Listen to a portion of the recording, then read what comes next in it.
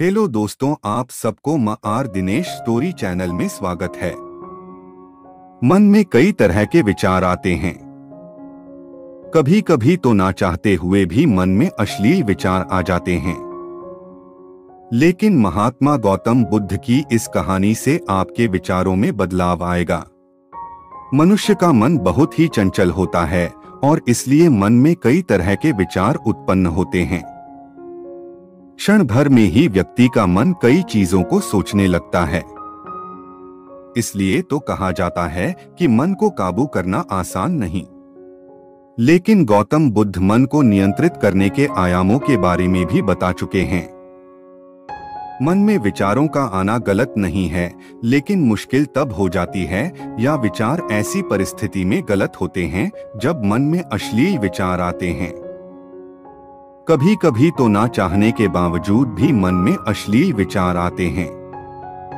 अगर आपके मन में भी ऐसे विचार आते हैं तो गौतम बुद्ध की इस कहानी से आपके विचारों में जरूर बदलाव आएगा। बुद्ध अपने भिक्षुओं को उपदेश देने के साथ ही उन्हें भिक्षाटन के लिए भेजते थे। एक बार उन्होंने अपने भिक्षु भरत को भिक्षा लेने के लिए एक श्राविका के घर भेजा। भरत पूरे रास्ते मन में यह सोचते हुए श्राविका के पास गया कि आखिर आज भिक्षा में क्या भोजन खाने को मिलेगा। क्योंकि भरत चंद्रवंश के राजकुमार थे और बुद्ध के सानिध्य भिक्षु के रूप में दीक्षित हुए थे। हमेशा भरत को महल में खाने के लिए स्वादिष्ट पकवान मिलते थे, लेकिन आज भिक्षा के रूप में उसे जो भी मिलेगा संतुष्ट होना पड़ेगा। श्राविका के घर पहुंचकर भरत ने भिक्षा मांगी। श्राविका ने भरत को बैठने के लिए कहा और भोजन लाने के लिए घर के भीतर चली गई।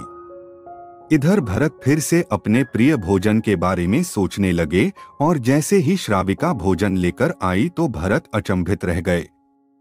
भरत ने देखा कि श्राविका ने उनके लिए उनके पसंदीदा पकवान परोसे हैं और अपने प्रिय भोजन को देखकर वह खुश हो गए। भोजन ग्रहण करते हुए भी भरत सोच रहे थे कि महल में तो उन्हें भोजन के बाद विश्राम करने की आदत है, लेकिन आज उन्हें भोजन के बाद वापस तेज धूप में चलकर आश्रम जाना होगा। लेकिन भोजन के बाद श्राविका ने भरत को कुछ समय के लिए विश्राम करने का आग्रह किया। भरत फिर से खुश हुए कि आखिर आज उनके मन की सारी इच्छाएं कैसी पूरी हो रही है।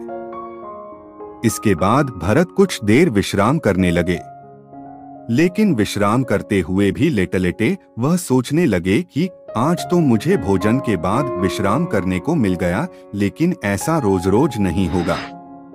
जब भरत विश्राम के बाद उठे तो श्राविका ने कहा कि आप जब तक चाहे यहाँ ठहर सकते हैं। भरत अब समझ गए कि ये कोई संयोग नहीं हो सकता। उन्होंने श्राविका से कहा कि मुझे क्षमा कीजिए, क्या आप मेरा मन पढ़ सकती हैं? श्राविका ने हाँ में उत्तर दिया और कहा कि हाँ, मैं मन पढ़ सकती हूँ। शुरू में यह कठिन था, लेकिन फिर मैंने स्वयं के मन विचारों को देखना शुरू किया। पहले मेरे विचारों की संख्या अनगिनत हुआ करती थी। इसके बाद मैंने विचारों पर ध्यान केंद्रित किया, बिना पक्ष विपक्ष के अपने विचारों को देखने लगी। इस तरह से धीरे धीरे मेरे मन में विचारों की संख्या कम होती गई और सारे व्यर्थ विचार दूर हो गए। इसके बाद से ही मैं दूसरों के मन में चल रहे विचार को पढ़ लेती हूँ। हालांकि श्राविका की बात सुनकर भरत घबरा गए। इसके बाद भरत ने श्राविका से आज्ञा ली और आश्रम के लिए निकल पड़े। रास्ते में भी भरत फिर से मन में आए विचारों का स्मरण करने लगे कि श्राविका के बारे में उसके मन में अश्लील विचार भी आए थे। श्राविका ने उसे भी जान लिया होगा, वह मेरे बारे में क्या सोचती होगी। भरत खुद को लज्जित महसूस कर रहे थे। भरत ने आश्रम पहुंचकर गौतम बुद्ध से कहा कि अब मैं कभी भिक्षाटन के लिए नहीं जाऊंगा। बुद्ध ने भरत को पास बुलाया और कहा कि क्या हुआ है, तुम मुझे सारी व्यथा बताओ। भरत ने सारी बातें बुद्ध को बताई।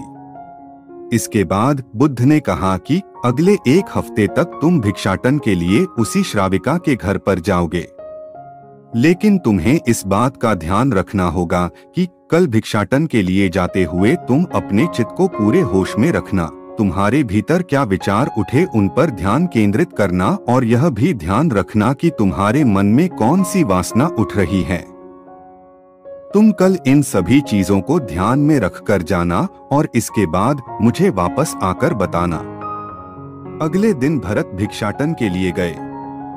बुद्ध के बताए अनुसार वह पूरे रास्ते अपने होश को जागृत रखते हुए चल रहे थे। जब श्राविका का घर आया तो भरत ने भिक्षा मांगी। उसके भीतर कोई वासना नहीं थी और ना ही कोई विचार उत्पन्न हो रहे थे, क्योंकि उसने अपने मन को पूरी तरह जागृत रखा था। भरत ने भिक्षा ली और आश्रम चला गया।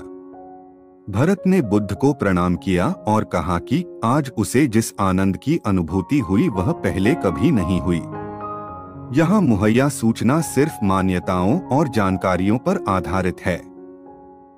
यहाँ यह बताना जरूरी है कि एम.आर. दिनेश स्टोरी चैनल किसी भी तरह की मान्यता जानकारी की पुष्टि नहीं करता है। किसी भी जानकारी या मान्यता को अमल में लाने से पहले संबंधित विशेषज्ञ से सलाह लें।